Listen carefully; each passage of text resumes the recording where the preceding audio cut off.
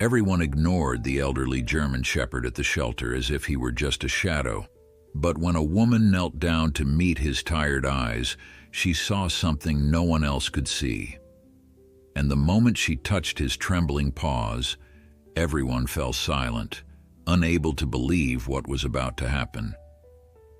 Under the fluorescent glare of the shelter's overhead lights, a German shepherd with a ragged coat and ears drooping at slightly odd angles paced restlessly behind metal bars. He was large, imposing even, yet there was a faint limp in his gait that told of either past injury or constant discomfort. Visitors passed by his cage with quick glances and dismissive shrugs. Rumors floated among the staff and volunteers. He was too aggressive, too unpredictable, or simply broken. Despite the whispered stories, no one seemed to know his true history. All that remained was an air of fear around him, and the dog, named Ranger by a short-term volunteer months ago, bore that silent isolation like a heavy yoke.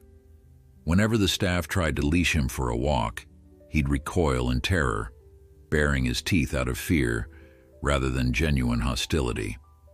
This pattern had repeated so often that the shelter's manager, an overworked woman named Harriet, had begun to suggest euthanasia as the only solution. If no one was willing to give Ranger a second glance, how could there ever be hope for him? At the far edge of the premises, a small group of volunteers gathered around Harriet's desk to discuss the upcoming adoption drive. None of them mentioned Ranger. Why bother? Most potential adopters who came looking for a dog wanted a puppy or a reliably friendly adult that wouldn't pose a challenge. Harriet herself rubbed her temples, poring over a growing stack of bills and supplies requests. The shelter was stretched thin, perpetually lacking funds, and every unadoptable dog was another line on the ledger that she couldn't sustain. A tall woman named Sandra looked on, tapping her chin thoughtfully as Harriet grumbled about Ranger's presence. Sandra had volunteered at the shelter for only a couple of weeks, but she'd already heard enough horror stories about the giant German shepherd to fill her nightmares. Aggression, potential history of violence, possible abuse victim. Some claimed he was irredeemable. Yet something about Harriet's weary expression, about the way Ranger lingered in that cage day after day, made Sandra's heart twinge. She recalled an old saying: the dogs who bark the loudest or lash out the fiercest might just be the ones hurting the most, but stepping in demanded more than pity. It required guts. Later that afternoon, while the other volunteers guided families through rows of puppies with wagging tails, Sandra found herself standing in front of Ranger's enclosure. He regarded her with a distrustful stare, the weight of his past etched into every tense muscle. A plastic sign attached to the cage read, "Caution, reactive. Approach with care." Sandra's pulse quickened, but instead of recoiling, she crouched down. Through the bars, she spoke softly, introducing herself. At first, Ranger let out a low growl. It wasn't a snarl of overt aggression. It sounded more like a warning to keep distance. Sandra noticed how he didn't charge or lunge. He simply watched, ears partly pinned back, tail low. She waited, carefully extending her hand so he could catch her scent. He sniffed the air, his expression unreadable. People had passed by him for months, but not once had they lingered to speak quietly, to let him take his time. Sandra stayed, ignoring the looks from passers-by who whispered that she was reckless. In that fragile stillness, something flickered in Ranger's eyes. A faint glimmer of recognition that someone was attempting to see beyond the rumors, to see the dog behind the fear. Over the next few days, Sandra found herself drawn repeatedly to Ranger's kennel. She'd arrive early, sometimes before sunrise, to avoid the bustle. Little by little, she tried to establish a routine. First, she'd stand outside the cage and speak in hushed tones, reading a few lines of gentle poetry or describing the morning sky. Then, she'd offer a treat through the bars, a small piece of chicken or beef. Ranger would sniff it cautiously and either accept it with trembling jaws or refuse it altogether. Once, he mustered enough courage to lick the tip of her fingers before retreating. Each tiny step felt like a breakthrough. Meanwhile, Harriet watched with folded arms and a wary heart. She couldn't deny Sandra's compassion, but she also knew how many had tried and failed to rehabilitate Ranger. Time was running short, and the shelter's finances couldn't carry dead weight forever. One afternoon, Harriet took Sandra aside to remind her of the harsh reality. "He's been here longer than any dog we've had," Harriet said, voice taut. "We can't keep going like this, no matter how hard it is to say." Sandra's gut twisted at the ultimatum. She realized that Ranger's life depended on her willingness to do more, to go beyond comforting words and stolen moments behind steel bars. That evening, while the lights in the shelter flickered and the last volunteers trickled out, Sandra made a quiet decision. She had heard Harriet's ultimatum echo in her mind all day. If no one else was going to adopt Ranger, perhaps she had to be the one. But was she ready? Sandra's own life was far from settled. She rented a small studio apartment with barely enough room for herself, let alone a large, traumatized dog. And her work schedule was unpredictable, meaning she couldn't always be there to guide him. Yet she couldn't shake the thought that if she walked away, Harriet's final solution might be imminent. Could she live with herself knowing she'd done nothing? Determined, she spent that night researching trainers who specialized in rehabilitating fearful dogs, looking up tips on positive reinforcement, and contacting a friend who owned a quiet patch of land where she could potentially let Ranger roam in safety. Sleep came in fitful bouts, filled with images of Ranger cowering in the back of his cage, those sad, distrustful eyes gazing at a future that promised only darkness. By dawn, Sandra had made her choice. She would adopt him, no matter the cost. The next morning, Harriet could hardly believe her ears when Sandra announced her plan. Some of the volunteers muttered that it was doomed to fail, that Ranger would never adjust to any environment outside the shelter, especially not a cramped apartment. But as Sandra filled out the paperwork, there was a newfound determination in her eyes that none could argue against. By midday, the deed was done. Ranger was hers. The final act was actually getting him out of the kennel. Approaching with a specialized harness and thick gloves, Sandra moved slowly, murmuring gentle reassurances. Ranger's eyes flashed with nervous energy. He panted heavily, stepping back as if expecting a blow. She offered a treat, letting him scent her hands again. Inch by inch, she slipped the harness over his head. The moment the clasp clicked, he stiffened, tail tucked tight against his flank.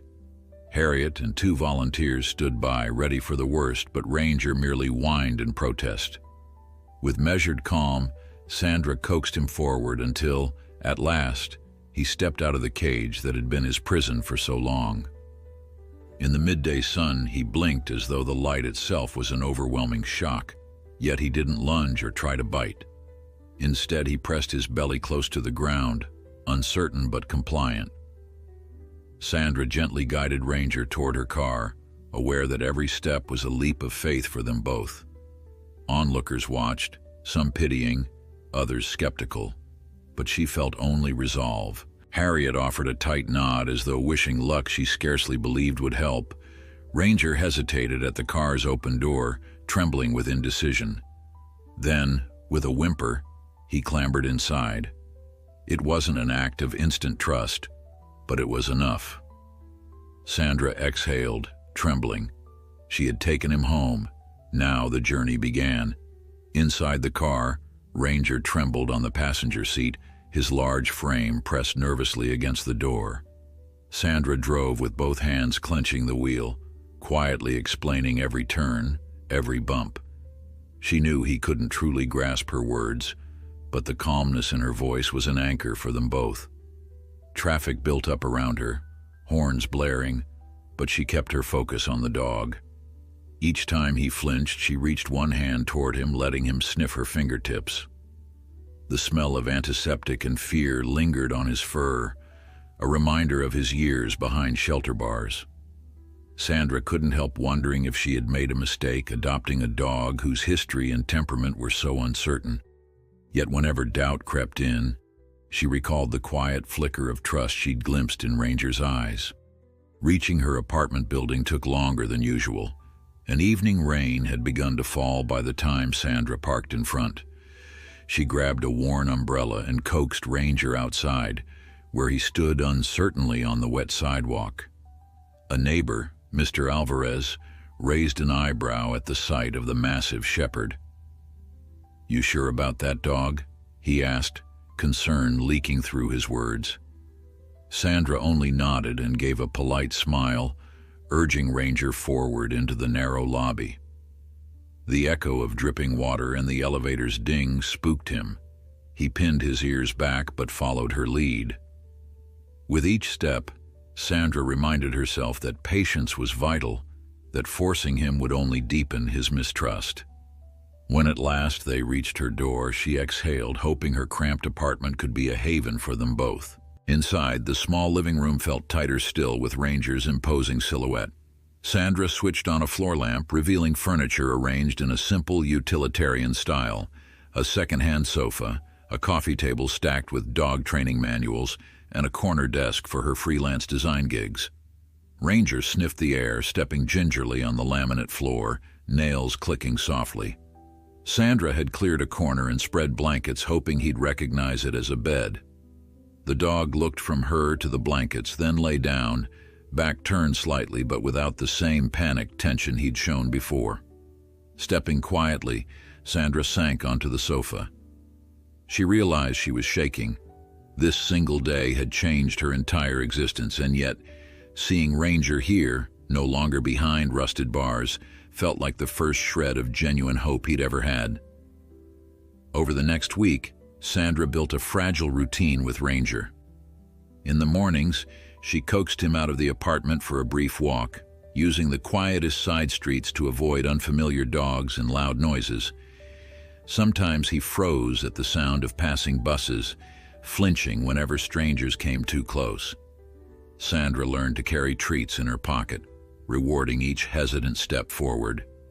She also reached out to a recommended trainer, a gentle-voiced woman named Brianna, who specialized in fear-based aggression. Their first consultation took place via video call. Brianna observed Ranger's stance and body language, then devised strategies, desensitization exercises, clicker training, and slow introductions to new people. He might always be on the cautious side, Brianna warned, but fear can diminish with patience, structure, and consistency. Nights were the hardest. In darkness, Ranger sometimes woke in a panic, pacing from the living room to the bedroom, nails scraping the floor. Sandra tried to calm him with soothing words and gentle contact. He accepted her touch most times, though his muscles remained rigid, as if always waiting for some invisible blow. One particularly tense evening, a thunderstorm rumbled in the distance. Lightning flashed beyond the narrow windows, and Ranger began trembling violently, hackles raised. Sandra knelt beside him, quietly humming a lullaby she barely remembered from childhood. Her voice cracked with emotion, but she kept singing until his breathing slowed, his wide eyes blinking in the dim light. "You're safe," she whispered. The dog stared back, unblinking but no longer trembling, as if clinging to the sound of her voice. With slow progress came small victories. After 2 weeks, Ranger managed his first calm walk around the block, ignoring a barking terrier behind a fence. Sandra felt triumph surge through her, praising him lavishly with excited words and generous treats. Her job as a freelance designer allowed her to tweak deadlines and stay home more often, ensuring Ranger rarely felt abandoned. During the afternoons, she devoted time to mental stimulation, presenting puzzle toys stuffed with peanut butter or kibble. At first, he eyed them warily, unsure if reaching for the treat would provoke reprimand.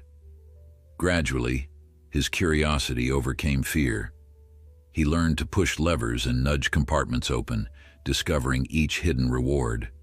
Seeing Ranger engage with the world again filled Sandra with an unexpected warmth, like witnessing a lost soul step out of a shadow. Despite these strides, doubts occasionally gnawed at Sandra's mind. One late afternoon, Harriet from the shelter called to ask how things were going. Her tone was polite but reserved, as though expecting news of failure.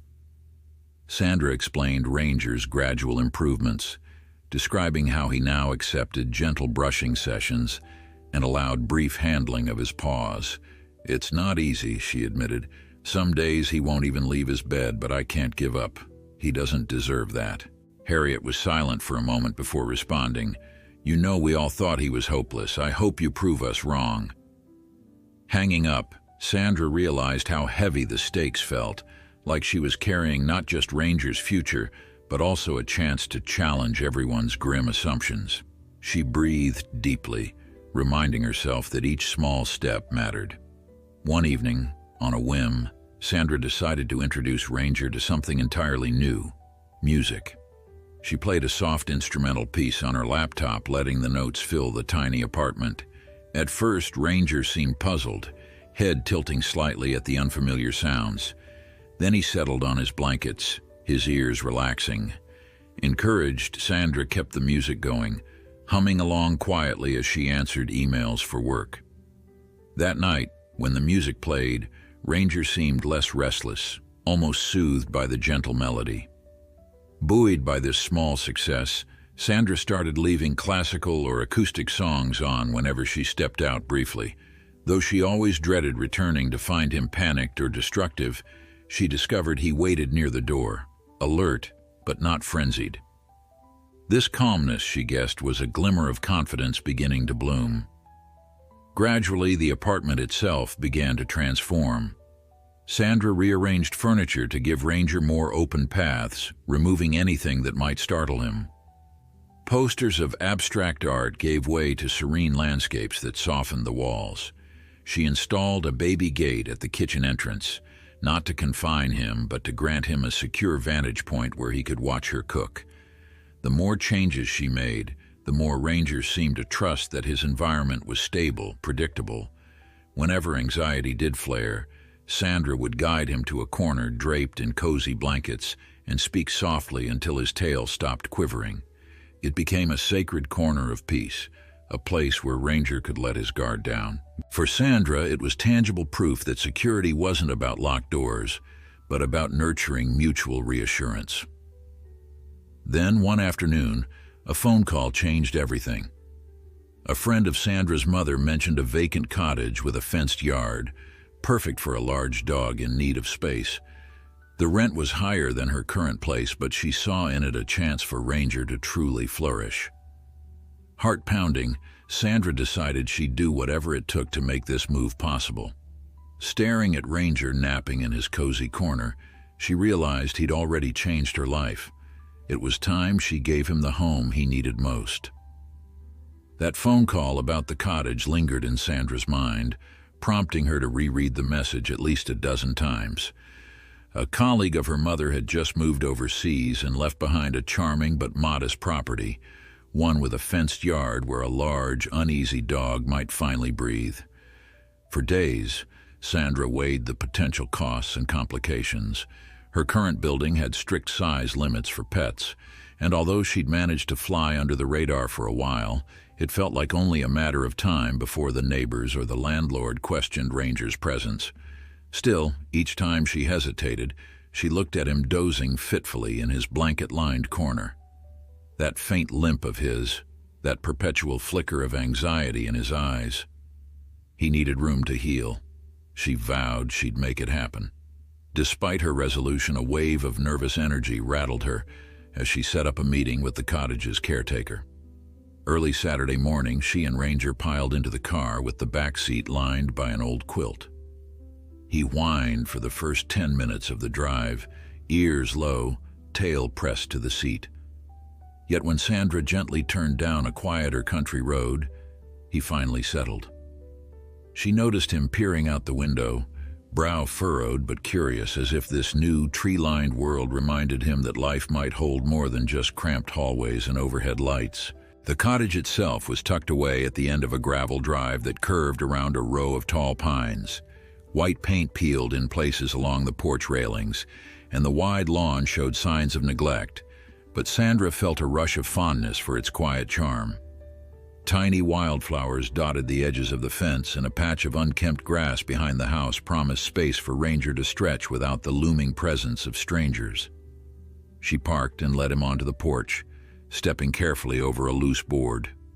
From inside, the caretaker, a middle-aged man named Leon, emerged, fiddling with a ring of keys. He was tall, with thinning hair and kind eyes. At the sight of Ranger, he paused, but offered a calm nod. "Looks bigger in person," Sandra said, trying to keep her voice steady. "Do you mind if my dog has a look around?" "Not at all," Leon replied, handing her the keys. "House is mostly furnished, but it needs a bit of love. Haven't had a proper tenant in months. I guess folks want something more modern." Sandra smiled, leading Ranger gingerly over the threshold. Inside, the front room smelled faintly of dust and old furniture polish. Ranger sniffed the corners, tail held tight against his flank, but not quite tucked. She recalled Brianna's advice.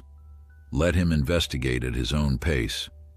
The floor creaked beneath her feet, making Ranger jump at every groan of wood. Still, he pressed forward, drawn by the patch of sunlight streaming through a half-curtained window. In the kitchen, chipped countertops and aged appliances told of decades of simple living. A narrow doorway led to a screened-in porch overlooking the yard. Ranger's ears pricked when he stepped onto that porch, nose quivering. Beyond the screen, the fence spanned a decent space, surrounding a small cluster of pines and an overgrown garden patch. Sandra noted the boards of the fence seemed sturdy. With minimal repairs, it would be secure enough for him to roam without fear. She opened the back door and coaxed Ranger outside, where he stood uncertainly on the grassy patch. For the first time, she saw him lift his nose to sample the breeze, each exhale slow and measured. No anxious cars, no bustling neighbors, no confining walls. The countryside's hush enveloped them. Her heart constricted. Every day since his adoption, she'd pictured him yearning for open air. Watching him now, she felt certain. This place was a promise. It might not be perfect, but it could be their fresh start. Returning indoors, they found Leon in the living room, tapping a corner of peeling wallpaper with a thoughtful frown. "Need some paint," he said, "and one shutter in the guest room is loose." He studied Sandra for a moment. "You seem pretty determined. Bringing a German Shepherd out here can't be easy, especially one that looks, well, like he's had it rough." She knelt to scratch Ranger behind the ears, feeling him lean into her hand with a tentative trust. "He deserves a chance, we both do." Leon nodded, handing her a few rental papers. "If you're ready, sign these and it's yours. I'll check in now and then to make sure the pipes and wiring hold up, but beyond that, you'll have all the privacy you need." There was a pinch in Sandra's chest as she realized how quickly her life was shifting. She was effectively doubling her monthly expenses, risking more instability in her schedule. Still, the memory of Harriet's shelter, the cramped cage, Ranger's trembling figure, none of that could continue indefinitely. She took the pen from Leon, inhaled, and signed. By the time her signature dried, the place was theirs. The next 2 weeks were a whirlwind. Between freelance assignments, she packed boxes, arranged for utilities, and tried to plan for Ranger's gradual adjustment to a brand new environment.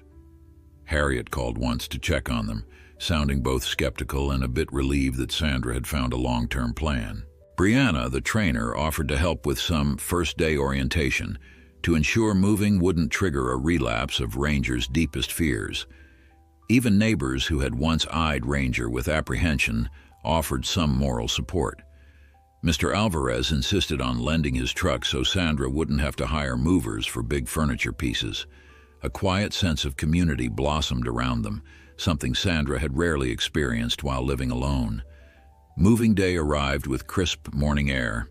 Sandra walked Ranger before the trucks rolled in, hoping a familiar routine might keep his nerves steady. Even so, he paced behind the couch as strangers began carrying boxes out of the apartment. He growled once when a particularly tall mover walked in too fast. Sandra apologized, quickly guiding Ranger to the safety of a closed room until the men finished. By midday, the apartment was stripped bare, and she loaded Ranger into her car for the final drive away from the only home he'd known outside a shelter cage. He stared at the windows, ears pinned, as though uncertain what lay ahead. Sandra promised him gently, over and over, that they were going someplace better, a place just for them. That first night in the cottage was filled with strange noises. The water heater rumbled, tree branches brushed against the roof, and floorboards creaked unpredictably. Ranger's posture tensed with every unfamiliar sound. Sandra stayed close to him, setting up his bed near a battered sofa in the main room. She replaced the old curtains with blinds to prevent the silhouettes of swaying trees from startling him. With the day's exhaustion weighing on them both, they curled up, Sandra on the sofa, Ranger on his blankets, listening to the wind outside. Despite the lingering wariness in his eyes, he finally dozed off.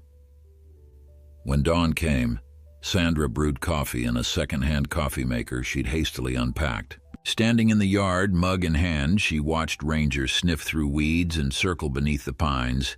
The morning light touched his coat, bringing out faint flecks of bronze that hinted at a handsome heritage. Even with his limp, he moved more freely here, pausing to listen to birds rather than cowering at city sounds. Each time he caught Sandra watching, he seemed unsure whether to trot closer or maintain a safe distance. She let him decide, and eventually he ambled over, muzzle nudging her leg in a timid gesture of hello. That same afternoon, Brianna arrived in an old hatchback. She brought training mats, a bag of treats, and a cheerful energy that put Ranger on alert at first. "Don't worry," she told Sandra, stepping carefully. "We'll focus on short sessions. He needs to realize this space is safe, that you're the constant in this new environment." Bit by bit, they guided Ranger through the cottage, praising him for investigating corners and for responding calmly to Brianna's presence. When the trainer tossed a squeaky toy near him, Ranger pinned his ears but didn't bolt. They celebrated even that small reaction. As the sun dipped behind the fence, the three of them ended the session in the backyard. Ranger had allowed Brianna to brush him lightly, something he'd barely tolerated from shelter volunteers. "He's a different dog than the one I read about in Harriet's notes," Brianna remarked. "Still nervous, but you can see the potential." Sandra nodded, feeling a pang of pride. He's fighting so many ghosts, but every time he conquers a tiny bit of fear, it's like he's stepping out of a shadow. She gazed at the fence, recalling how Harriet had all but given up on him. "I don't think he's hopeless at all." That night, after Brianna left, the cottage sank into serene quiet.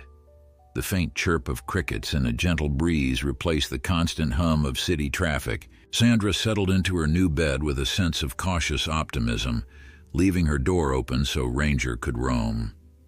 Occasionally, his nails clicked against the floor as he wandered, testing each room. Around midnight, she heard him pad into her bedroom and pause. Holding her breath, she stayed perfectly still. Then, with a soft sigh, he lay down near the foot of her bed, as though deciding he could risk sleeping just a bit closer to her. Eyes moist, Sandra allowed herself a small smile. It was one more step toward trust, in a journey she knew might last the rest of their days. As the days at the cottage turned into weeks, Sandra found herself adjusting to a slower rhythm of life. She woke early, brewed coffee while the morning sun painted the horizon, and led Ranger outside for gentle walks around the fenced yard. The country air gave the dog new stimuli, from fluttering birds in the trees to squirrels darting along the fence line, and his anxiety seemed to recede a fraction each morning. Every so often she'd witness brief glimpses of a playful spirit. He might nudge a pine cone or raise his ears to watch a dragonfly, and though he remained wary, the haunted look in his eyes began to soften. With every passing day, the bond between them grew, forging a sense of home in that once quiet cottage. One crisp afternoon, Brianna drove out to the cottage for a more extensive session. She brought a bag brimming with squeaky toys and treats, as well as a bright orange agility tunnel. Though it seemed advanced for a dog like Ranger, Brianna believed introducing structured challenges could boost his confidence. At first, he balked at the sight of the tunnel, ears flattened. Sandra stood by, quietly encouraging him. Inch by inch, Ranger sniffed the nylon surface. When he finally ventured halfway through, the excitement in Sandra's voice made his tail wag, an almost startling gesture after months of reservation. Brianna grinned. She explained that small victories like these would rewire Ranger's anxious mind, teaching him that curiosity led to rewards instead of punishment. With every brave step, he learned trust. Gradually, a sense of routine emerged. Sandra woke early to check emails, then spent dedicated minutes guiding Ranger through small training exercises Brianna recommended. They practiced simple commands: sit, stay, come, focusing on positive reinforcement and plenty of calm praise. Outside, the yard became a safe arena for gentle exploration, free from the echo of city traffic. Sometimes Ranger startled if a branch snapped or a plane roared overhead, but Sandra's steady reassurance drew him back. In the afternoons, she set up a comfortable workspace near the porch so she could watch him roam. Whenever she glimpsed him dozing contentedly under the pines, her chest tightened with a mix of relief and awe. This was the life she'd once only dreamed he could have. Each day brought new promises for their future. On a sunny weekend, Leon stopped by to fix the loose shutter and check on the fence. Ranger eyed him from a distance, uncertain about this tall visitor with tools. Leon, respectful of the dog's space, spoke softly, explaining each small repair he tackled. To Sandra's surprise, Ranger gradually moved closer, drawn by Leon's gentle demeanor. Eventually, he even stood at Leon's side while the man hammered nails into a warped fence board. For Sandra, witnessing Ranger's willingness to approach a stranger was nearly miraculous. The ghostly look of apprehension hadn't vanished, but the dog's eyes shone brighter with every harmless interaction. That day, as the sun lowered, Leon complimented Ranger's progress. "He's learning not everyone's a threat," he told Sandra quietly. Watching them, Sandra felt gratitude blossom all over. Not all visitors were so gentle. One afternoon, Harriet drove out unannounced, stepping from her car with a guarded expression. She claimed she came to drop off old files and check on Ranger, but Sandra sensed a flicker of doubt beneath Harriet's stoic exterior. Ranger hovered near the door, uncertain whether to come forward. Harriet knelt, calling his name softly, yet he remained frozen. When Sandra coaxed him with a treat, he ventured a few steps, sniffed Harriet's outstretched hand, and then retreated. Harriet's lips quirked into a small, grudging smile. "He looks healthier than when he left," she admitted. While she didn't shower him with affection, her voice held something close to relief. Sandra recognized it as acceptance, however tentative. The tension between them melted, if only for now. Encouraged by Harriet's reaction, Sandra decided it was time for Ranger to meet more neighbors. Though their land was relatively secluded, a retired couple, the Thompsons, lived half a mile down the road. They owned 2 easygoing Labradors, often seen trotting by on leashes. The first introduction took place by the fence, with Ranger secured at a comfortable distance. The Labradors wagged their tails happily, radiating an almost comical level of friendliness. Ranger's posture stiffened, but after a few minutes of calm observation, he settled enough to let the dog sniff through the gaps in the wood. Sandra watched anxiously, heart pounding, but the scenario remained peaceful. In that moment, she realized how far he'd come from cowering behind metal bars at the shelter. Hope surged, dispelling her lingering fears. Despite these bright moments, challenges still cropped up. Loud noises could send Ranger scurrying for the safest corner. If Sandra left to run errands, she worried about returning to a scene of anxiety-driven destruction. Fortunately, each time, she arrived home to find him curled in his bed, alert but calm. The training sessions with Brianna helped, as did Sandra's unrelenting patience. She learned the subtle signs of his distress, the flattening of ears, a sudden yawning, the tension in his shoulders. Addressing these cues early prevented meltdowns. Nights, too, were softer, with Ranger dozing in the hallway just a few feet from Sandra's door. She occasionally awoke to see him peeking in, as if checking she was still there, an unexpected guardian. Each shared dawn bound them ever more closely. As the cottage grew more like a home, Sandra found herself reflecting on the lessons Ranger taught her. She remembered the moment she first met him, caged and labeled unadoptable by so many. The terror in his eyes had mirrored a loneliness she too had known, though she'd buried it beneath work and routine. Now, in these hushed mornings, she sensed a mutual healing. Ranger's wounds were visible, etched in his hesitant steps, but she carried invisible scars of her own, disappointments, regrets, abandoned hopes. Together, they learned that real courage sprang from confronting fear and forging trust in small increments. Each time she saw him relax, each time he let her approach without recoiling, it felt like a triumph for them both. Nothing seemed insurmountable when they faced it together. Late one evening, thunderheads gathered on the horizon, casting flickers of lightning across the sky. Sensing Ranger's unease, Sandra closed the curtains and turned on a low, soothing playlist.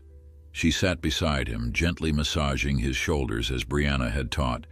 Each thunderclap made him flinch, but he no longer bolted for the farthest corner. Instead, he pressed closer to Sandra's leg, eyes searching for reassurance. She spoke in whispers, describing mundane details of her day, letting her voice serve as a lullaby. After a sharp crack of lightning, Ranger gave a shudder, then rested his head on her lap. Her heart clenched at this display of trust. In that quivering hush, she realized this dog, once despised by all, had chosen to believe in her. Grateful, she vowed never to fail. Morning broke in a haze of pale sunlight. The storm had passed, leaving droplets glistening on every blade of grass. Ranger approached the door, waiting expectantly for their daily walk. Sandra grinned at his newfound eagerness. Once, simply stepping outside had felt overwhelming for him. As they wandered the yard, a sense of renewal clung to the cool air. Every shift in Ranger's body language, a relaxed tail, a curious glance, told her he was healing more deeply than she dared hope. In the distance, a delivery truck rumbled by, but Ranger only paused, ears twitching before continuing with measured calm. Sandra felt a surge of pride. Whatever trials lay ahead, they would face them together, forging a bond that no rumor or doubt could break. Hope pulsed strong, illuminating their path. During the next few weeks, the quiet routine at the cottage blossomed into a gentle stability that both Sandra and Ranger seemed to cherish. Mornings carried the moist scent of dew-laden grass and the distant coo of birds hidden in the pines. Sandra rearranged her freelance workload, reserving afternoon hours for design projects and devoting early morning stretches to Ranger's continued socialization. She noted small but critical milestones: Ranger's growing willingness to approach the edge of their fence, his faint tail wag whenever a familiar face appeared, even the way he lingered under a patch of sun near the garden shed. Those changes felt like fragments of a hopeful mosaic, each piece reflecting a faint glow of trust. One Saturday, while Sandra responded to work emails, the phone rang. Harriet again. She sounded unusually upbeat, explaining that the shelter had scheduled a fundraising event to boost awareness for long-term residents in desperate need of adoption. "It's next month," Harriet said, her voice edged with reluctant optimism. "We'd love you to come. Actually, I'd like you to bring Ranger, too." A pause followed, as though Harriet expected immediate refusal. "He could show people that even a dog with a difficult background can thrive. Maybe it'll inspire someone to give another dog a second chance." Though the idea stirred excitement in Sandra, it also filled her with apprehension. Ranger had made impressive strides here in the calm of the cottage, but an event buzzing with strangers, bustling tents, and the unpredictable swirl of other animals threatened to undo that progress. "I'll think about it," she finally replied. Harriet seemed relieved, as if hoping for a yes, but braced for a no. After hanging up, Sandra found herself biting her lip, imagining the rows of canopies, the barking, the clamor. Could Ranger handle it? Could she? That afternoon, Brianna arrived for a training session, noting Sandra's anxious expression. While Ranger sprawled in a patch of sun, nibbling half-heartedly at a toy, Sandra described Harriet's invitation. "He's come a long way," she admitted, glancing at Ranger. "I'm just worried it might be too overwhelming. But if we never test his limits, he won't grow." Brianna nodded, suggesting they increase short car rides and mild interactions with busier places, but only if Ranger's body language stayed stable. "We'll gradually expose him to low-level stressors and see how he copes. If it goes well, maybe the event won't be so scary for him." They decided on a preliminary outing, a midweek visit to a nearby park that wasn't typically crowded. Early the next morning, Sandra loaded Ranger into her hatchback, reassuring him with soft words. Once on the road, she played calming music, mindful of how every new environment could jar his fragile confidence. The park itself was still quiet, dotted with a few joggers and an elderly couple walking a small terrier. Ranger stiffened at the unfamiliar scents, head tilting as he scanned the open fields. Sandra knelt beside him, praising each step he took onto the grass. Though the distant bark of another dog made him flinch, he didn't cower or strain to retreat. Instead, he glanced at Sandra, eyes uncertain, but ears lifting ever so slightly. Her gentle encouragement helped him move forward. For nearly 30 minutes, they wandered short distances, letting him pause whenever anxiety spiked. When he'd recovered, she offered a treat, praising him for remaining composed. By the end of the walk, Ranger's tail had risen from its perpetual low droop, wagging faintly. To onlookers, they were just another person and her dog, strolling in a sun-warmed park. To Sandra, it felt like standing on the cusp of triumph. If Ranger could cope here, maybe he could face the shelter event someday soon. Returning home, Sandra rewarded him with a relaxing afternoon in the yard, letting him watch squirrels from beneath the pines. After their modest success, she felt heartened enough to accept Harriet's invitation. She left Harriet a voicemail promising they'd attend, though still uncertain how Ranger might handle it. Over the next few days, she planned a strategy. She'd bring high-value treats, keep Ranger's leash short and secure, and remain vigilant about his stress signals. She also arranged for a friend to come along, so if Ranger became overwhelmed, Sandra wouldn't be juggling dog and car all by herself.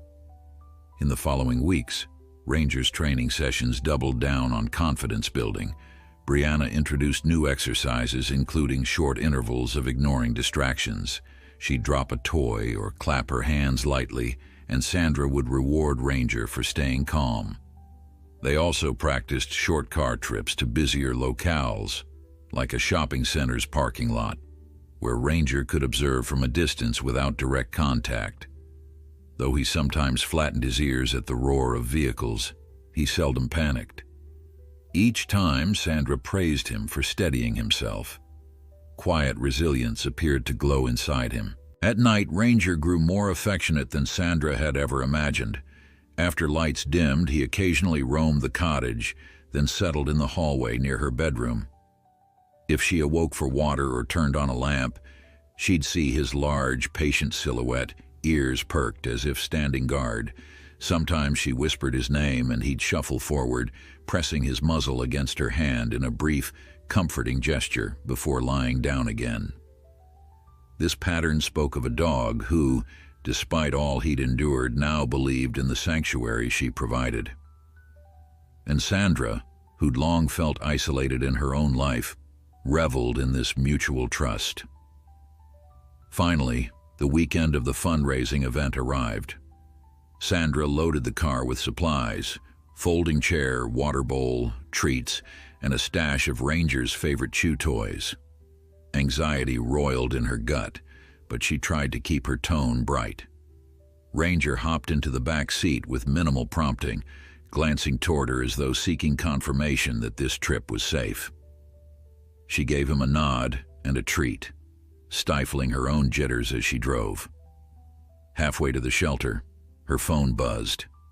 Harriet texting to confirm their ETA. Sandra tapped out a quick reply at a red light, promising she'd be there soon. The entire drive, she rehearsed what she might say if Ranger became tense or frightened, hoping no meltdown would occur in front of those who once judged him so harshly. Pulling into the shelter's parking lot dredged up an onslaught of memory. Sandra saw the rows of cars, the rainbow of tents, the swirl of people carrying leashes and goodie bags. A banner reading, "Adopt, Don't Shop," hung near the entrance. Harriet, wearing a bright volunteer vest, waved them over. As soon as she opened the car door, Ranger's ears shot back. Dozens of new scents collided with the pounding noise of many dogs barking at once. He let out a low whine, body tensing. Sandra quickly moved to his side, offering a string of gentle words and a small piece of chicken. He snatched the treat from her palm, not as confident as usual, but not snapping either. Harriet approached at an angle, giving them space. "They've set up booths for local rescues," Harriet explained. "A few potential adopters are walking around, meeting dogs. I hoped you two could stay near our main canopy, show folks that even the tough cases can make it." She crouched and greeted Ranger softly, not pushing physical contact. His mouth parted slightly in a sign of stress, but he didn't pull away entirely. Sandra's heart hammered with both pride and trepidation. Within minutes, Harriet led them to a shaded canopy. A sign overhead displayed pictures of hard-to-place dogs still awaiting homes. Volunteers bustled, answering questions and guiding visitors. Children darted around, holding balloons and pointing excitedly at puppies in pens. Ranger stiffened at every sudden motion, but Sandra kept him close, praising each calm breath.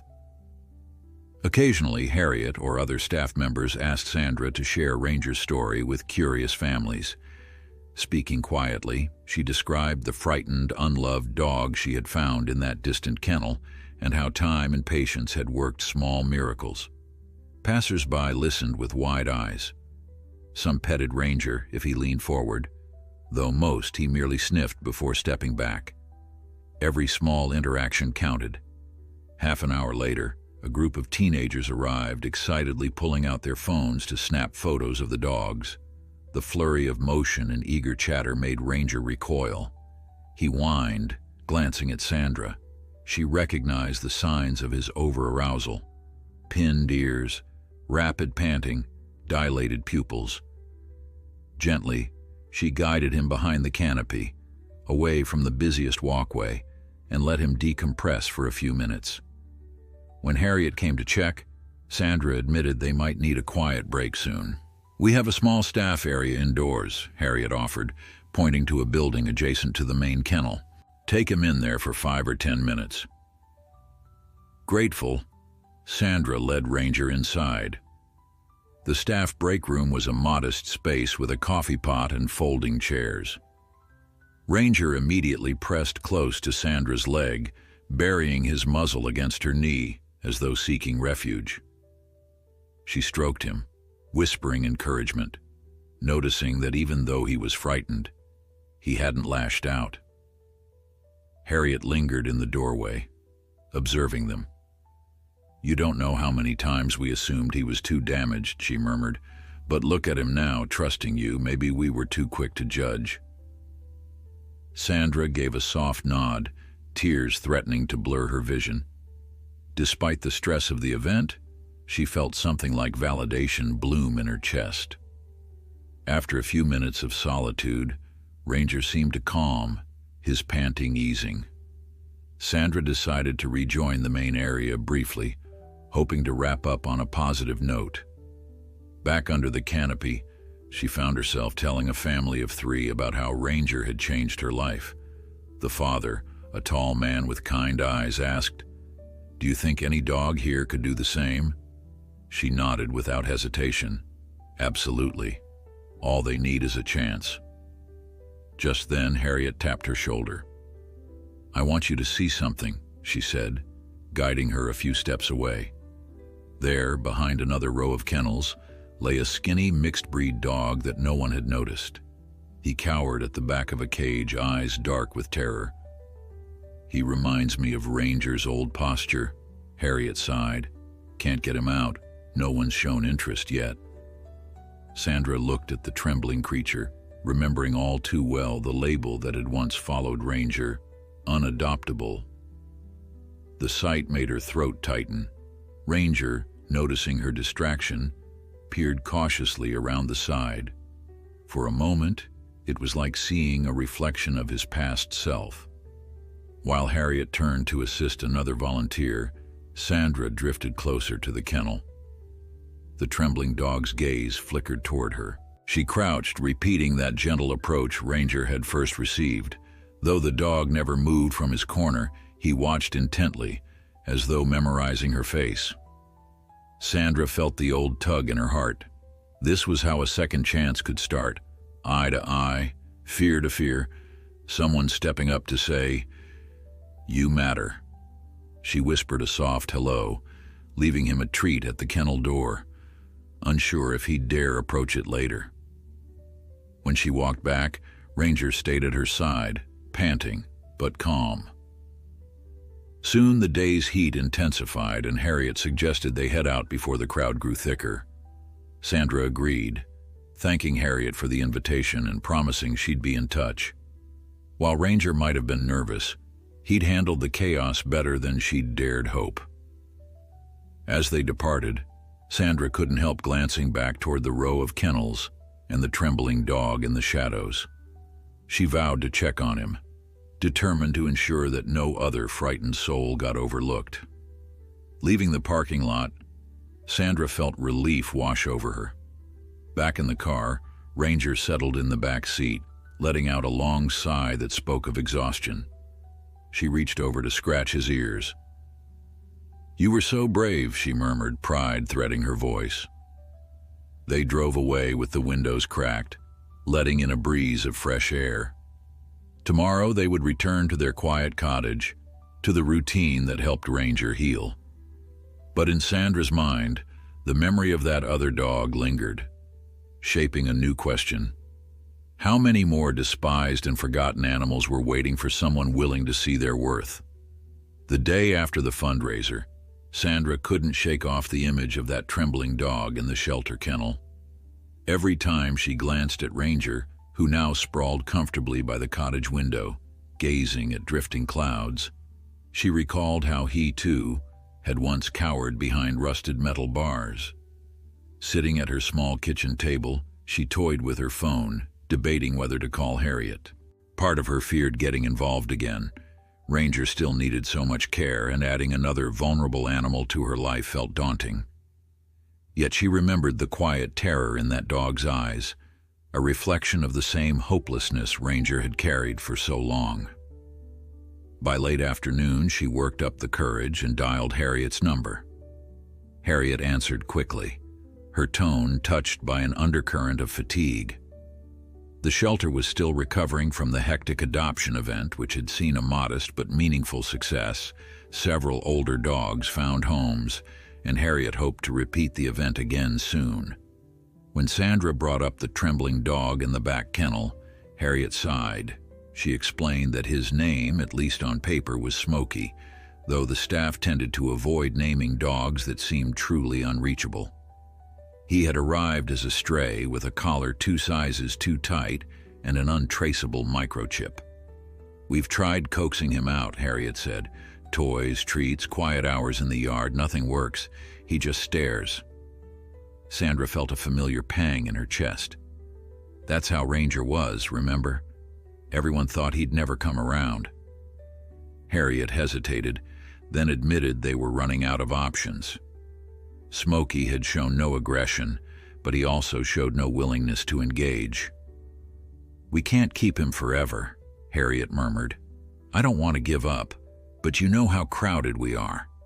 The unspoken threat of euthanasia hovered in the silence. Sandra's heart pounded. "Let me think of something," she promised. "I'm not sure I can take him, but maybe I can help in another way." When she hung up, Sandra found herself pacing, thoughts racing. She eyed Ranger, who lifted his head at her restless footsteps. Approaching him, she stroked the soft fur along his neck. "You proved everyone wrong," she whispered. "Maybe Smokey just needs that same chance." Over dinner, she considered possibilities. Could she foster Smokey temporarily? It would mean introducing him to Ranger, a dog who was still learning to manage his own fears. Yet the idea of letting Smokey languish in the kennel felt unbearable. Sandra decided she'd talk to Brianna for advice before making any promises. Brianna picked up Sandra's call after a few rings. As soon as Sandra described Smokey's condition, Brianna's tone shifted to thoughtful concern. If he's that shut down, fostering might help him more than any shelter environment could. But I won't lie, it's a big responsibility. Ranger and Smokey could trigger each other if you're not careful. Sandra stared at a fading scratch on her dining table, remembering how many triggers Ranger still faced daily. Even so, she recalled the day she'd first brought Ranger home, how impossible it had felt, how uncertain. "I understand," Sandra said slowly, "but if I don't try, who will?" They arranged a plan. Sandra would visit the shelter, spend time near Smokey's kennel, and see if he showed any signs of potential comfort in her presence. If that went well, the next step would be introducing him to Ranger in a controlled setting. Harriet, though skeptical, agreed to let Sandra try, relieved at least that someone was interested. Before her next trip into town, Sandra packed a tote of meaty treats, a soft blanket she'd kept when Ranger left the shelter, and a small, squeaky toy. Whether Smokey would accept any of it was a mystery, but she wanted to try. When Sandra arrived at the shelter's back corridor, an eerie stillness hung in the air. Smokey's kennel was tucked away from the more adoptable dogs, as though staff had quietly surrendered to the idea that no one wanted him. Harriet unlocked the gate and let Sandra crouch a few feet back, offering a safe distance. In the corner, Smokey lay with his head half buried in his paws, dull fur clinging to his thin frame. Sandra murmured a soft greeting, setting a treat down on the floor. At first he didn't budge, eyes fixed on a patch of concrete as if to escape her gaze. She stayed still, letting long minutes pass. Eventually, Smokey lifted his nose slightly, inhaling the scent of food. An almost imperceptible movement of his paws followed. Harriet watched from the corridor, arms crossed. Sandra spoke in a low murmur. "Hey, you're not alone, okay? I brought something for you." She scooted the blanket closer, though not too close. After more weighted silence, Smokey inched forward, his entire body quivering with each hesitant step. He sniffed the treat, then retreated, as if expecting someone to yell or snatch him. But Sandra waited, unwavering. 10 minutes trickled by before Smokey took the treat into his mouth. It slipped from his jaws, he seemed too nervous to chew, and he retreated again to the corner. Despite the meager progress, Harriet let out a quiet exhale of surprise.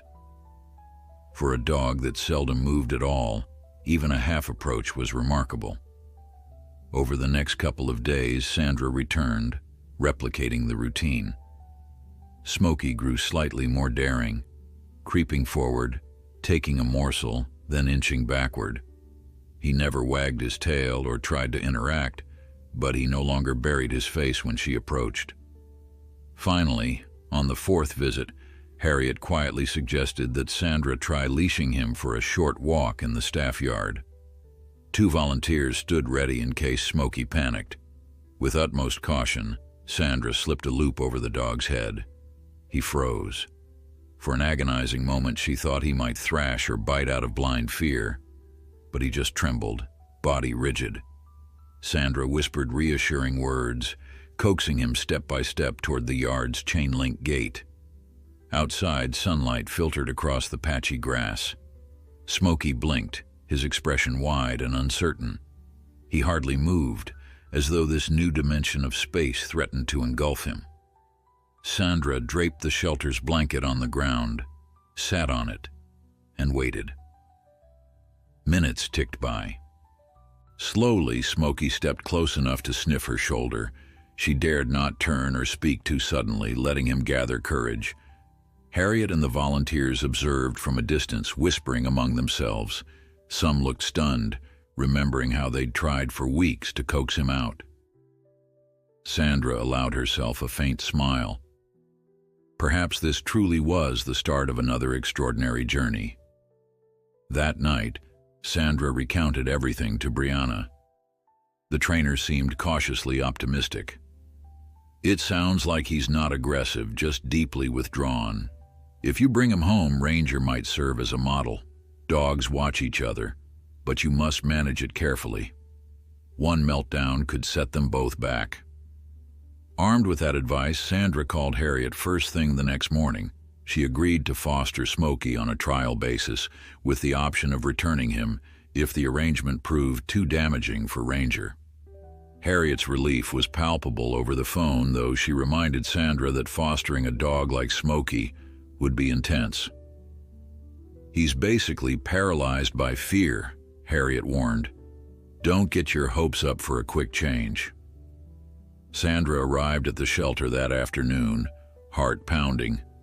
She'd come prepared with a second harness, a crate for the car, and comforting items with Ranger's scent. During her final session in the staff yard, Smokey let her slip on a harness and guide him to the crate. He shook uncontrollably but never tried to flee or snap. Harriet helped load him into Sandra's hatchback, shutting the door gently. "I really hope this works," she said, voice trembling despite her stoic demeanor. "He deserves more than a corner and a countdown clock." Sandra nodded, tears pricking her eyes. "He'll get all I can give." The drive home felt infinitely longer with Smokey's anxious whimpers in the back. Sandra turned on soft music, glancing repeatedly over her shoulder.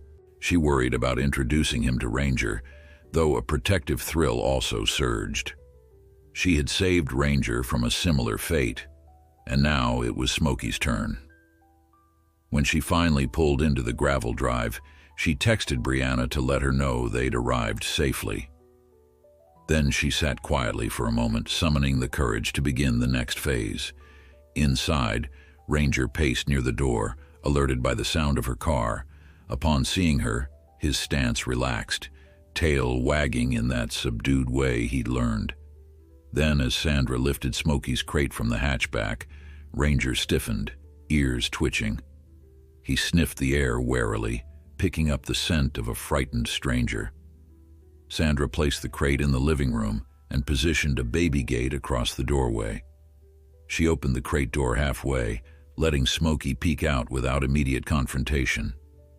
Ranger watched from behind the gate, posture uncertain but not hostile.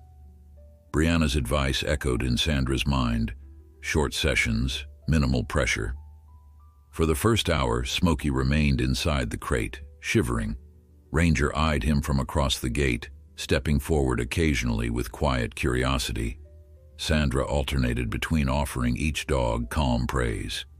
Eventually, Ranger settled down, lying with his head on his paws as if to show he meant no harm. Smokey still wouldn't budge from the crate, but at least no collisions or panic ensued. As dusk approached, Sandra texted Harriet a brief update. They're coexisting. So far, so good. That night, the cottage felt heavier with an undercurrent of tension. Smokey refused to eat, turning his head away from even the tastiest treats. Ranger circled the baby gate a few times, sniffing at the air. Sandra decided to leave them both alone, giving Smokey privacy in the living room. Before heading to bed, she peered into the crate, hoping for a sign of comfort. Smokey stared back, eyes wide, chest rising in shallow breaths. Sandra whispered, "I'm here," and left a bowl of water nearby. Then she flipped off the lights. At around midnight, a faint whine drifted down the hallway. Sandra got up, stepping carefully to avoid scaring the newcomer.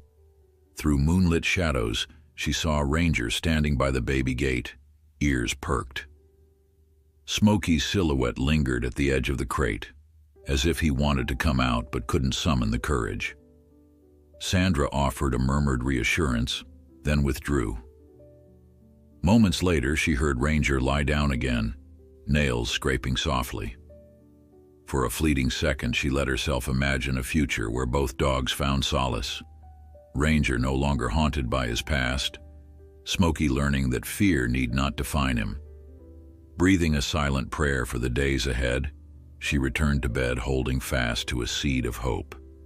The next morning dawned with a hazy glow spreading through the cottage windows. Sandra eased herself out of bed, half expecting to find signs of overnight mayhem. Instead, she discovered Ranger dozing near her bedroom threshold in the living room exactly as she'd left it, with Smokey still curled in the crate. As she stepped closer, the new dog stirred, blinking at her intrusion. Though she expected him to recoil, he rose with visible stiffness, inching forward until his muzzle hovered near the crate's entrance. She crouched a short distance away, greeting him softly. When she placed a morsel of chicken within reach, Smokey hesitated but eventually leaned out and took it. That small acceptance felt like a beam of sunlight breaking through an overcast sky. After giving both dogs their individual breakfasts, Sandra decided to open the baby gate for a brief period. Ranger watched with a curious tilt of his head as she unlatched it, then kept his distance while Smokey slowly emerged from the crate. The newly arrived dog moved like a gust of wind might topple him if he wasn't careful.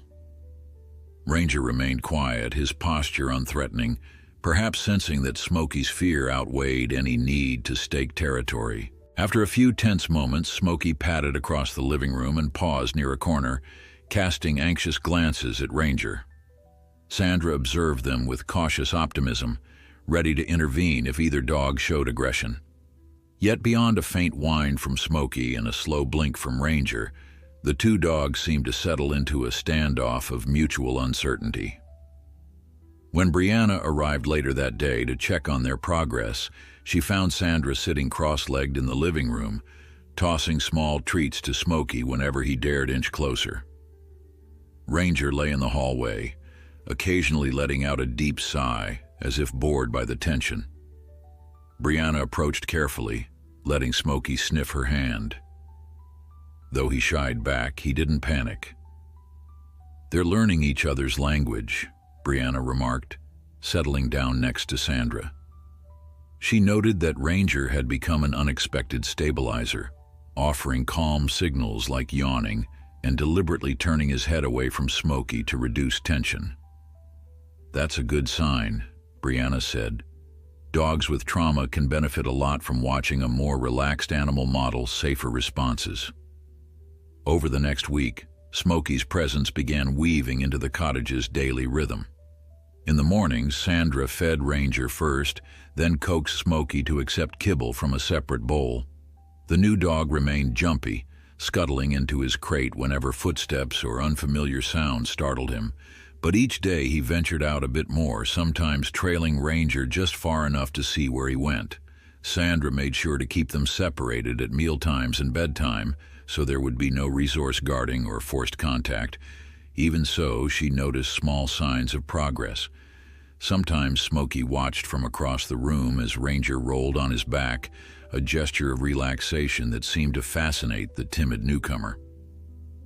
If Smokey gleaned that lying on his side was safe, perhaps he too would begin to trust. At night, Sandra found herself reflecting on the deeper changes these dogs had stirred in her. Once upon a time, she had lived alone in a cramped apartment, consumed by her freelance deadlines and fleeting social contact. Now, her evenings were filled with the hush of canines breathing, the occasional rustle of fur across hardwood floors. She took fewer late-night jobs, instead prioritizing quiet walks under starlit skies or puzzle games to engage both dogs mentally. Although Smokey still cringed at the faintest breeze of suspicion, the simple act of guiding him through each day's challenges nourished Sandra's sense of purpose. She wondered if Harriet realized how these unadoptable dogs had, in turn, rescued her from her own hidden solitude. When Harriet next called, she seemed pleasantly surprised by Smokey's ongoing progress. Still, she warned Sandra that a final decision about his permanent placement would soon be necessary. "We're thrilled you're fostering, but if he's unadoptable for others, we'll need to discuss your willingness to keep him," Harriet said. Sandra glanced over at Smokey, dozing in the crate. Could she truly handle two dogs with complicated histories? Even as the question loomed, a quiet resolve settled in her heart. Smokey was blossoming, inch by painful inch, and she couldn't imagine surrendering him to another uncertain future. Before Harriet could push for an immediate answer, an unexpected development arose. The local news station called the shelter, requesting to film a segment about extraordinary rescue stories. Harriet suggested that featuring Ranger's transformation and possibly Smokey's tentative improvement would be compelling. Sandra flinched at the thought of cameras, bright lights, and pointed questions, but Harriet insisted it could spark a wave of empathy and support. Tentatively, Sandra agreed to let the crew visit the cottage if they respected the dog's limits.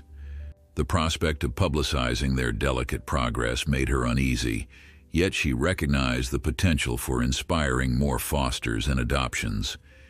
If seeing once fearful dogs thriving in a patient home nudged others to give a lonely animal a chance, it might be worth the stress.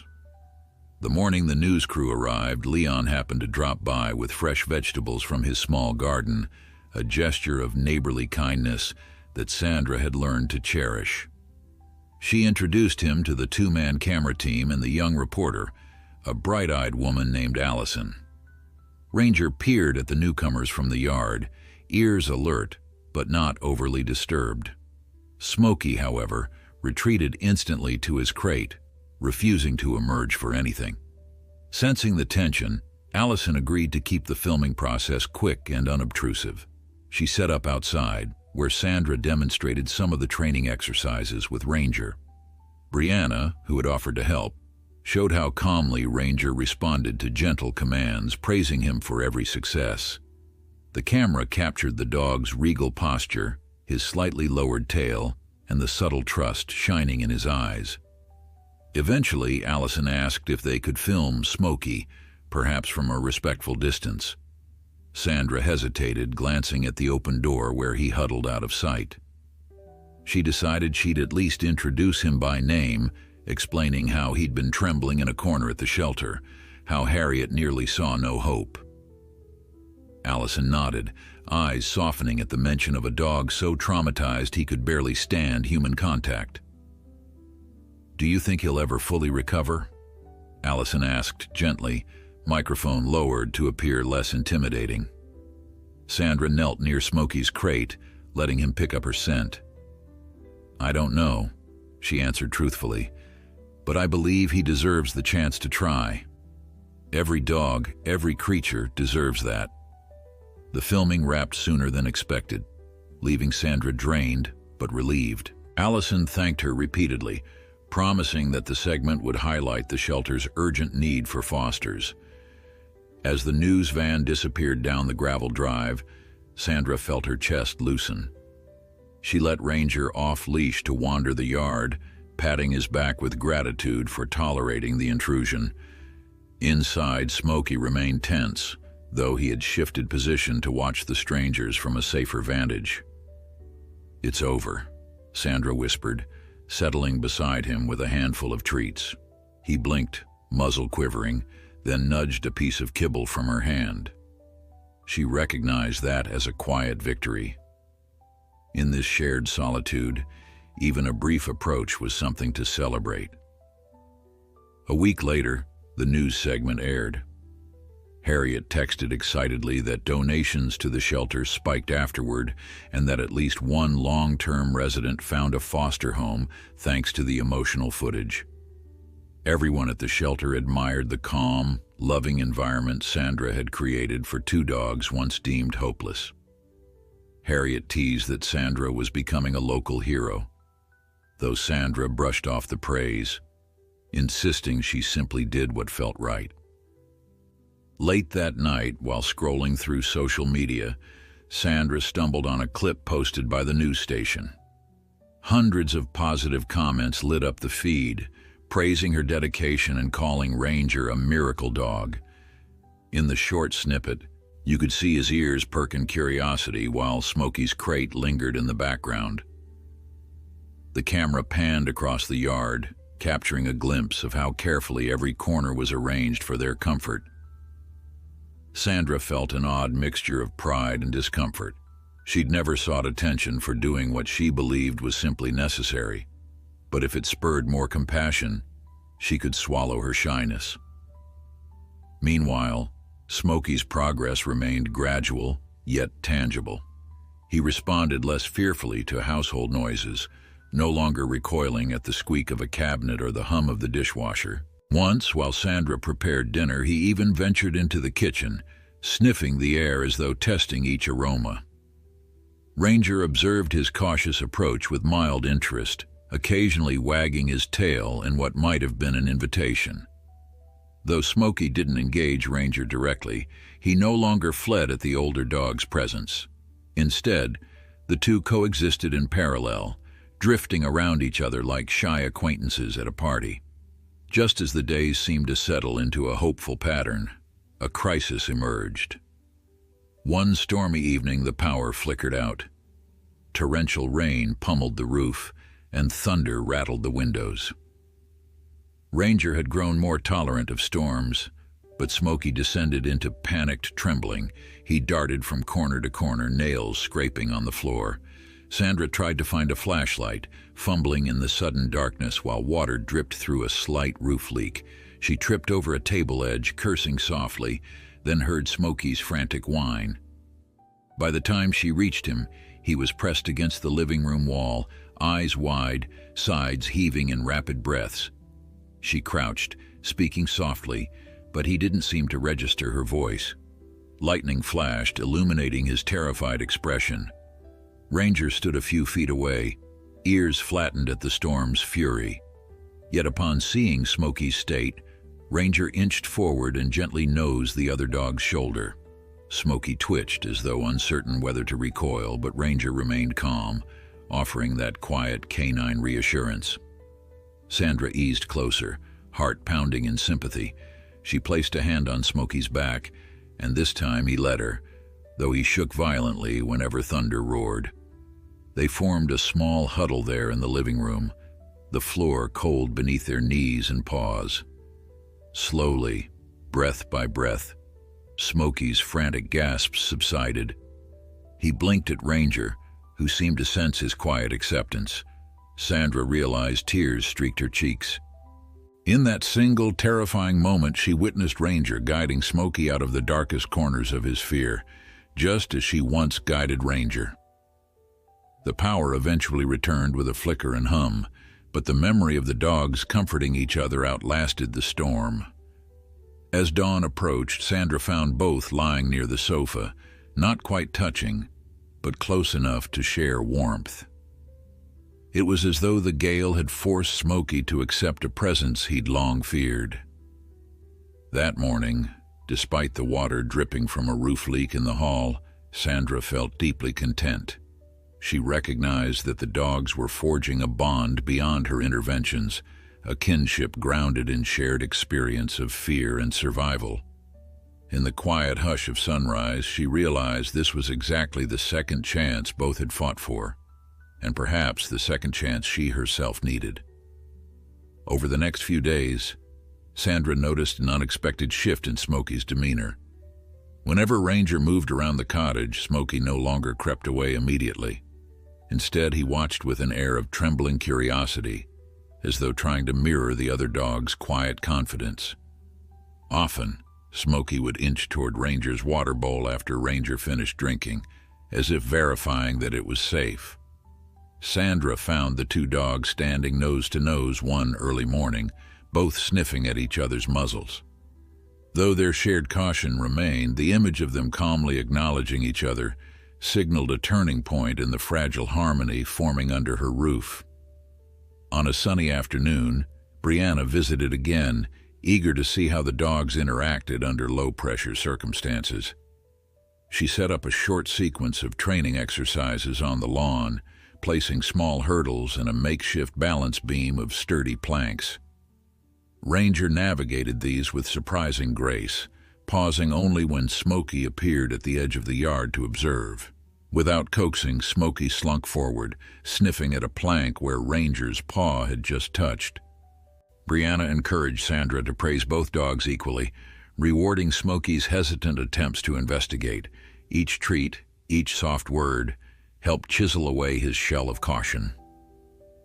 Later that same evening, Sandra received a call from Harriet, who shared promising updates about the shelter. Thanks to the news coverage, donations had surged and a handful of senior dogs recently found new homes.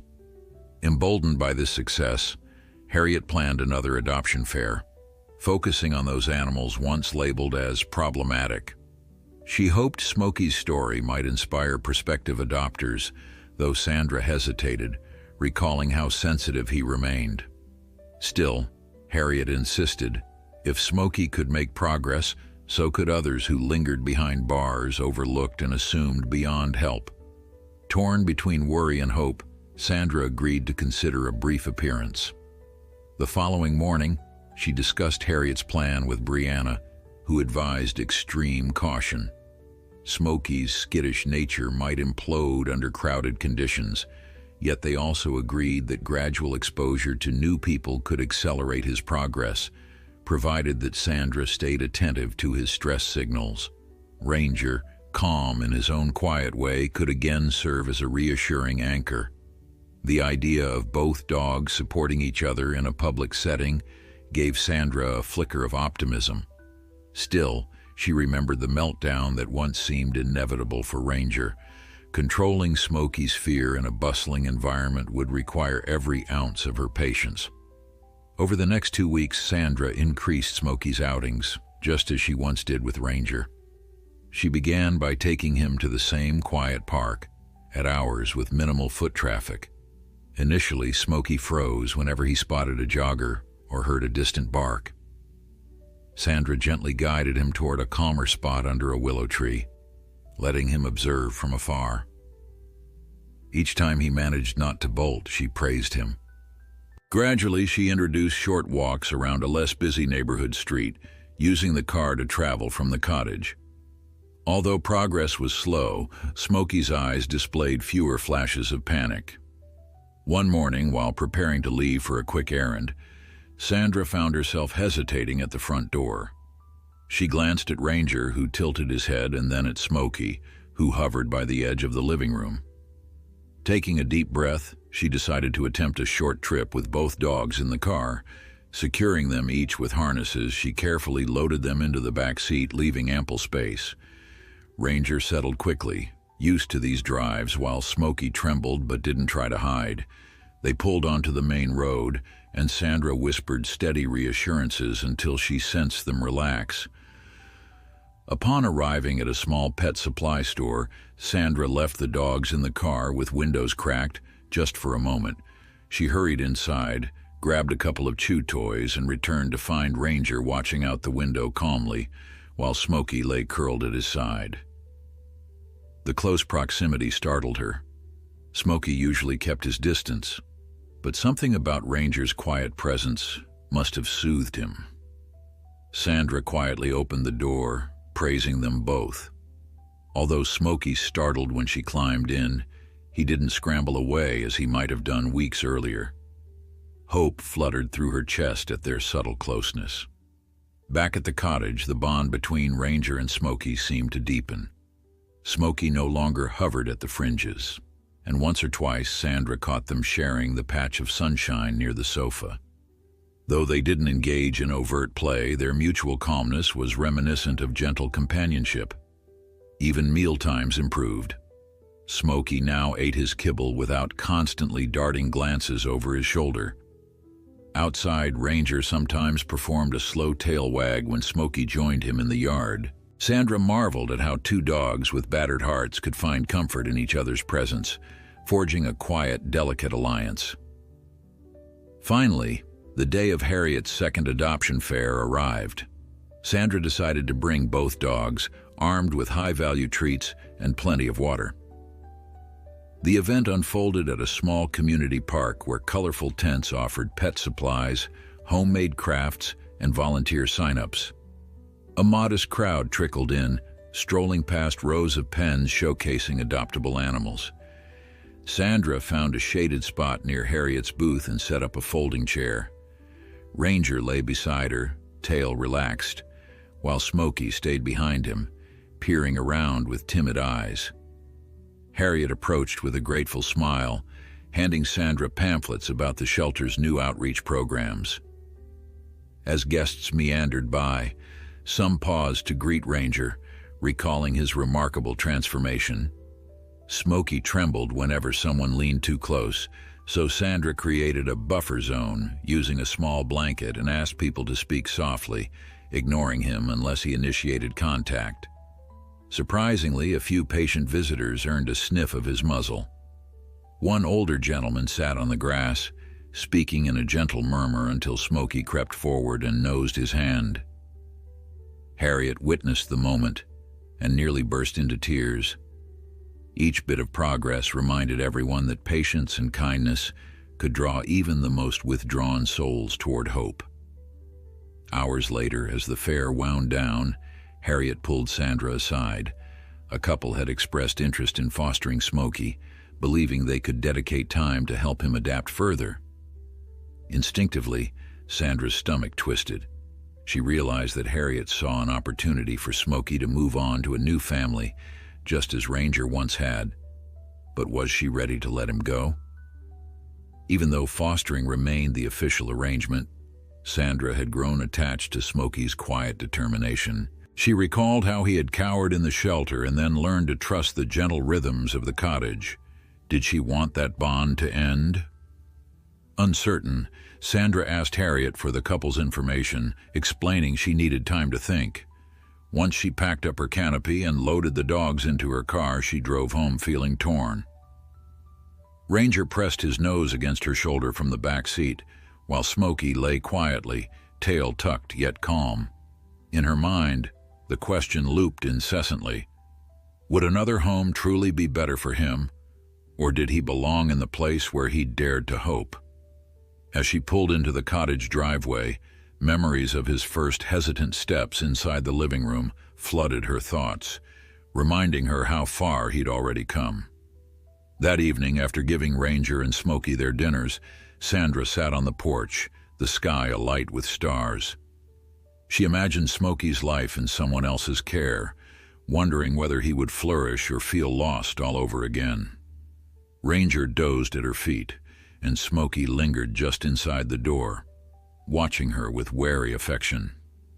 Despite the uncertainty ahead, Sandra sensed that sometimes choosing to open her heart meant embracing both risk and reward, forging unbreakable bonds forever.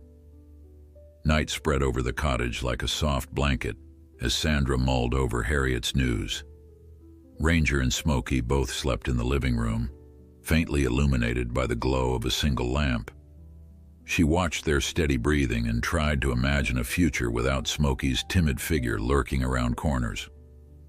The thought sent a pang through her chest. True, Fostering meant she was only a waypoint on his journey. But in the quiet hush of this little house, each gentle moment with him felt like it mattered far too much for her to let go. Early the next morning, Sandra brewed coffee and walked outside to clear her head. Despite the sun's promise of warmth, a chill lingered. She glanced through the window at Smokey, who was perched near Ranger on the living room rug. Although they still didn't exactly play, their closeness was unmistakable, a silent bond built from mutual caution and slow acceptance. If she turned him over to strangers, how would Smokey cope without Ranger's reassuring presence? And what about Ranger, who had blossomed in part by guiding Smokey away from terror? When Harriet called around midday, Sandra's tension flared again. Harriet explained that the couple, Martin and Joanna, had vast experience with shy dogs. They lived on a peaceful property with a large fenced yard, not so different from Sandra's own place, and Harriet believed Smokey might thrive there. Sandra's heart thumped heavily. She wondered if Harriet felt she had done enough for him, and now wanted to free up space for yet another rescue. Reining in her emotions, Sandra asked Harriet for a bit more time. Harriet, sighing, agreed to let Sandra decide by week's end. Determined to gather her thoughts properly, Sandra sat down with Brianna that same afternoon. Over tea at the kitchen table, she described the potential adopters, her own lingering doubts, and how far Smokey had come under her care. Brianna listened without judgment. When Sandra finally stopped talking, the trainer leaned forward, eyes kind. Sometimes, fostering a dog is about giving them the best possible start before someone else continues the journey. Other times, you realize you can't bear to part ways. You have to weigh the dog's best interests, but also your own capacity. Ask yourself, if you truly want 2 permanent dogs, are you equipped for that emotionally and financially? Sandra glanced down, twirling her cup. She'd scraped by after adopting Ranger, but he was mostly stable these days. Would doubling the veterinary bills, food costs, and training be too great a load? She pictured Smokey cowering at her side in the dark, recalled how Ranger pressed close to him during that thunderstorm.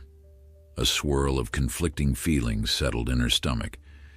If she let Smokey go, would it be an act of self-preservation, or a betrayal of the trust he was only beginning to show her? Ultimately, Brianna suggested a trial weekend.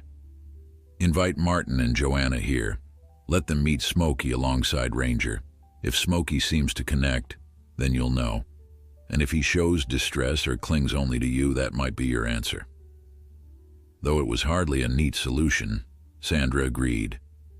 She contacted Harriet, who sounded pleased that Sandra was willing to test compatibility rather than deciding on emotion alone. Harriet arranged for the couple to visit that coming Sunday, a mere 4 days away. Those days felt like a countdown ticking in Sandra's mind. She caught herself stroking Smokey's fur more frequently, memorizing every moment, the way he tilted his head in surprise when a toy squeaked, how he crept to the window to watch leaves fluttering in the yard, the sudden glimpses of curiosity that broke through his fear. Ranger also seemed more attuned, meeting Smokey's gaze whenever the younger dog ventured near. The hush between them suggested a rapport shaped by parallel journeys. Sandra spent hours torn between excitement that Smokey might find a stable home and dread at saying goodbye. On Friday, Harriet forwarded Martin and Joanna's contact details. The couple sent a polite message introducing themselves. Joanna wrote that they had rehabilitated anxious dogs before, referencing a traumatized collie they'd adopted years back who eventually blossomed into a therapy animal. Their message brimmed with warmth, describing their tranquil house near a winding creek, complete with carefully enclosed gardens where dogs could sniff and explore without fear. Reading it, Sandra felt a throb of envy, as if someone else's place might be even better than the cottage she adored. She also felt guilt, suspecting she should be thrilled that Smokey had such an opportunity. The morning of the visit arrived under a clear sky. Sandra fussed over the living room, tidying up loose blankets and moving breakable objects out of the way. She set up a baby gate so Smokey could observe from a safe spot. Ranger followed her around, nose close to her hands, sensing her nervous energy. She paused to scratch his ears. "Guess we'll see if you're about to lose your roommate," she murmured, though she didn't miss the flicker of melancholy in her own voice. Ranger simply blinked. At noon, a modest hatchback rumbled up the gravel drive, and out stepped Martin and Joanna. They were a bit older than Sandra had pictured, with silver streaking through their hair and gentle smiles that crinkled the corners of their eyes. She invited them into the living room, where they spoke softly, describing their past fosters. Smokey peeked from around the corner, trembling but not bolting. Joanna carefully removed her shoes, approaching on tiptoe until she could offer Smokey a treat. He stared, uncertain. Ranger stood nearby, tail low but not fearful, as though monitoring the situation. Over the next hour, Martin and Joanna revealed themselves as calm, patient, and well-prepared. They asked all the right questions about Smokey's triggers, his routine, and the slow trust he'd developed. Joanna petted Ranger, remarking on his gentle nature, while Martin sat near the baby gate, speaking in a soothing murmur to Smokey. Gradually, the cowering dog inched forward. To Sandra's astonishment, Smokey put his nose to the gate's bars, sniffing Martin's hand for a moment before darting back. Joanna's eyes gleamed with empathy. "He's scared, but he's brave enough to try," she said quietly. Later, they all moved to the yard, letting Ranger roam free while Smokey stayed leashed at Sandra's side. At first, Smokey balked at these strangers in his territory, but Martin and Joanna kept their distance, praising each small sign of curiosity. Ranger trotted over to Joanna, leaning into her gentle scratch behind his ears, as if giving his stamp of approval. Smokey watched this exchange with his familiar hesitance, yet he didn't spook. At one point, he let Martin lightly stroke his shoulder, though he tensed at the touch. Sandra felt her chest clench, witnessing a door crack open that might lead to Smokey trusting someone else. Once they returned indoors, Martin and Joanna expressed their admiration for Sandra's devotion. "You've done incredible work," Martin said. "We only want to continue what you've started. If you decide he's better off with you, we understand, but we're willing to put in the time, no matter how long it takes." Their sincerity moved Sandra. By the time they left, she felt both relief and sorrow swirling inside her. She suspected Smokey could learn to trust them, yet the thought of him departing from the daily life they'd built made her eyes sting. That evening, Harriet phoned, eager to hear how the visit had gone. Sandra described it in detail, concluding that Martin and Joanna seemed wonderful. Harriet was thrilled, calling it the perfect next step. After hanging up, Sandra spent a long time sitting on the porch, letting the breeze tangle her hair. The sky darkened, painting the horizon in streaks of lavender and gold. Inside, Smokey rested by the sofa, while Ranger took his usual spot near Sandra's bedroom door. When she finally dragged herself indoors, she knelt beside Smokey, lightly touching his shoulder. A ripple of tension moved through him, then softened. He lifted his head and blinked at her. She couldn't help it. Her throat constricted. "If I let you go," she whispered, "will it be what's best for you?" The weekend wore on, a bittersweet calm settling over the cottage. Sandra wrestled with indecision, her mind tracing the same circular arguments. Maybe Smokey would thrive more with them. Maybe he belonged here. Once she texted Brianna in exasperation, confessing she couldn't sleep. Brianna replied, "Your heart knows his needs. Trust yourself." That Sunday night, as the crickets chirped outside and the hush of the rural sky cradled the house, Sandra finally reached a conclusion. She realized that taking in Smokey had changed not just his life, but Ranger's and her own as well. A corner of her heart yearned to keep them together, Yet she recognized an unmistakable truth. The life Martin and Joanna could offer was at least as nurturing as hers, perhaps with fewer time constraints. Hadn't that been the goal of fostering, to prepare a fearful dog for the best long-term environment? In the darkness, she rose from her bed and padded into the living room. Smokey stirred in his crate, lifting his head. Without hesitation, he nosed the crate door open and stepped halfway out, meeting her gaze. No longer was there bottomless dread in his eyes. Instead, she saw cautious trust, shaped by weeks of gentle care. Sandra crouched, letting him approach and sniff her hands. When he leaned forward, she closed her eyes and rested a palm on his neck, feeling the slow thump of his pulse. Tears rolled down her cheeks, but a quiet acceptance settled behind them. They had come this far together, and that bond would never vanish, even if someone else carried him forward from here. In that tender moment, she decided that giving him a chance at another loving home was not a betrayal, but rather an act of faith in everything he'd learned. Early Monday morning, Sandra made the call. Her voice trembled, but she spoke resolutely to Harriet. She would allow Martin and Joanna to adopt Smokey if the formal meet and greet went well. Harriet's relief was audible, though she offered to give Sandra more time if needed. Sandra stayed firm. Letting Smokey go would hurt, yet all her instincts told her it was the right decision for his future. After the conversation ended, she knelt by Smokey's crate, stroking the velvety fur behind his ears. "You'll always be part of this family," she whispered. Ranger padded over, resting his chin on Sandra's leg. A pang of sadness rippled through her, but she reminded herself that one act of love was teaching a frightened soul how to stand on his own. When Martin and Joanna arrived that afternoon, the cottage seemed to glow with anticipation. The sky was vibrant, a crisp blue decorated by long streaks of feathery clouds. They parked their hatchback beside the pines, then approached gently, carrying a small dog bed and a few new toys. Ranger greeted them at the fence, wagging his tail, while Smokey watched from the safety of the porch. Sandra guided everyone inside, laying out water bowls and rechecking the baby gate that kept the dogs and humans at a respectful distance.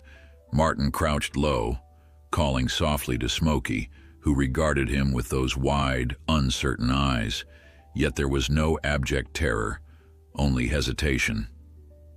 Joanna extended a squeaky toy toward him, wiggling it enticingly. For a moment, Smokey stood rigid. Then, inch by inch, he ventured forward, nose brushing the toy's plush surface. A tiny squeak caused him to jerk back, but he did not retreat fully into the corner. Over the next hour, Sandra observed the delicate dance of trust unfolding. Martin allowed Smokey to sniff his shoes, and Joanna rummaged in a small pouch for irresistible treats. Ranger, after sniffing their belongings, stretched out by the window, content to oversee the proceedings without interference. Occasionally, Smokey glanced at Ranger, as though checking for cues. Each calm blink from Ranger appeared to reassure him, telling him there was no danger here. Martin spoke quietly about how they planned to keep Smokey on a strict routine at first, limiting new stimuli and focusing on positive reinforcement. Joanna showed Sandra photographs of their fenced yard, explaining that they would create a sheltered nook for Smokey if storms frightened him. Though Sandra's throat tightened with emotion, she felt a gentle warmth blooming in her chest. These people truly understood what Smokey needed. When it came time for Martin and Joanna to escort Smokey to their car, the dog balked, trembling at the threshold. Sandra tried to swallow the lump rising in her throat. She approached him calmly, kneeling beside Ranger. "It's okay," she murmured, voice catching. Slowly, she guided Smokey by his harness. He shivered but did not pull away. Joanna offered a treat, which he accepted with a hesitant lick. Together, they coaxed him down the porch steps, step by trembling step, until he stood on the gravel drive. Ranger lingered atop the porch, tail lowered in quiet contemplation. Sandra gave him a reassuring pat. wishing he could comprehend the reasons behind this parting. Loading Smokey into the hatchback proved another delicate procedure.